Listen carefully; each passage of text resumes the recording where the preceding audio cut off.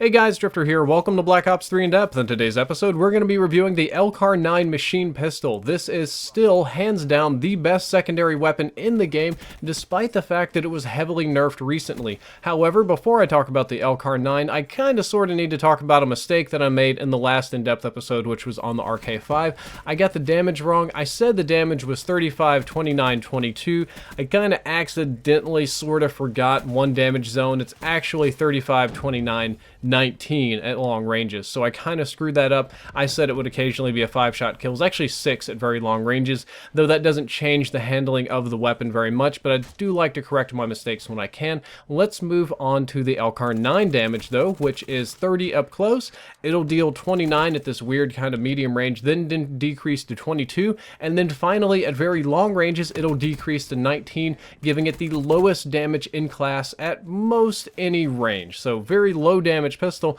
However, it's still very good, and they did drop it. It used to be a 3-shot kill. Now it's only a 4-shot kill. So it'll either 4-shot kill up close, 5 at medium range, or 6 at very long ranges. However, I find that the majority of the time it's going to be a 5-shot kill weapon, just because of how the range profiles are made, which we're going to talk about next. Of course, the 4-shot kill range is 10 meters, and because it's a secondary weapon, you will engage people at less than 10 meters. You kind of will. You'll do that, but more often than not, they'll be a little bit further away because this gun is easier to use and you'll want to go for longer range kills. So the 5-shot kill range is 19 meters, and I feel that between 10 and that 19 or 20 meters is where most of you are going to be engaging with the Elgato 9, so it's usually going to be a 5-shot kill weapon.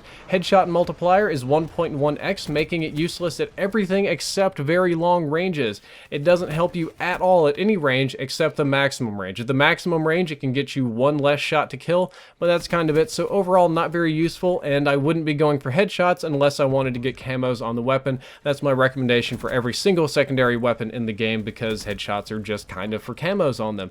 Rate of fire, and this is where I feel the weapon truly shines, is 720 rounds per minute, and that is fully automatic. That means you just hold down the trigger and it sprays. No burst fire, no semi-automatic fire, no skill required. You just hold down and spray and pray and dump bullets out, and that's what makes the weapon so effective, is that it's incredibly easy to use because it's fully automatic. However, mathematically speaking, time to kill is average for most of the ranges in the game.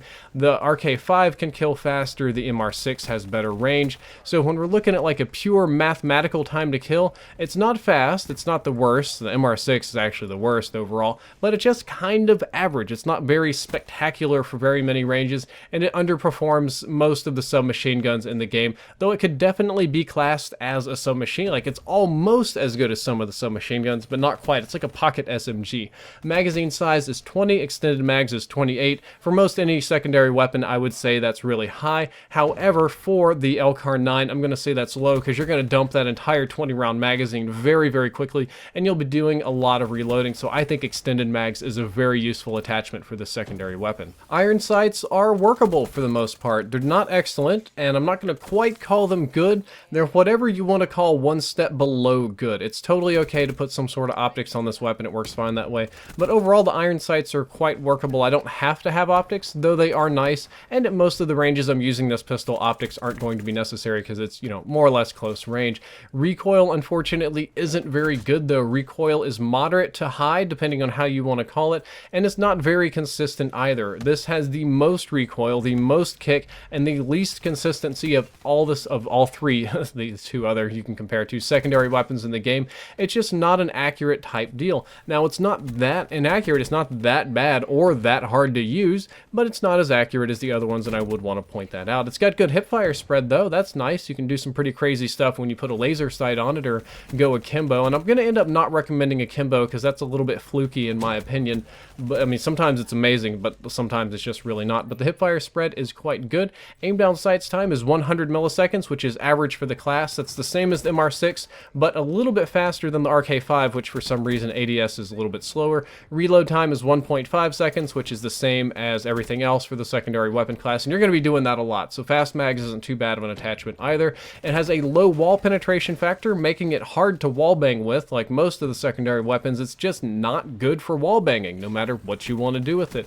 And I state that this is still the best secondary weapon, even after being nerfed very hard. It got its 3-shot kill range taken away, so now it's a 4-shot weapon. It kicks more, it has has less range, it has all sorts of other problems, but it's still a very, very strong secondary weapon just because it's incredibly easy to use. It's a fully automatic machine pistol with 20 rounds in the magazine, and it doesn't kick too hard and still kills pretty consistently and is competitive with most of the submachine guns.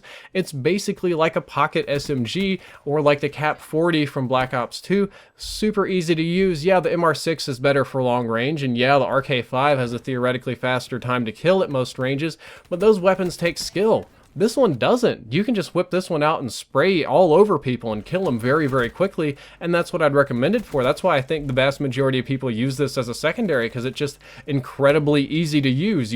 It's very forgiving. Even if you make mistakes, you can still kill somebody very, very easily, and that's why it's so good. So let's talk about what's best on it. I think it's best with absolutely nothing or extended mags. Extended mags is very nice because you burn through your ammo really fast. Most of the other pistols I go with like a recommendation of nothing, but this one is very much so heavy on extended mags.